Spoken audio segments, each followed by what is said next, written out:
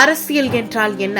அரசியல் என்பது யார் அதிகாரத்தை பெற வேண்டும், அந்த அதிகாரம் எவ்வாறு பயன்படுத்தப்படுகிறது, அது ஒரு நாடு அல்ல மாநிலத்தை எவ்வாறு நிர்வகிக்கிறது என்பதையும், இறுதியில் நமது தினசரி வாழ்க்கையை எப்படி பாதிக்கிறது என்பதையும் தீர்மானிக்கும் செயல்முறையாகும். தமிழ்நாடு அரசியல் வரலாற்றில் இது மக்கள் நலனை கருத்தில் கொண்டு ஒரு அரசியல் தலைவர் எடுத்த மிக தன்னலமற்ற முடிவாகும். இது தனிப்பட்ட ஆசைகளை விட மக்கள் நலனை முன்னிலைப்படுத்தும் உண்மையான தலைமையின் எடுத்துக்காட்டு. கமலஹாசன் கலைக்கும் சிந்தனைக்கும் ஒரு உயிர் வடிவம். தமிழ் சினிமாவை உலக தரத்திற்கு கொண்டு சென்ற பல்துறை மேதை.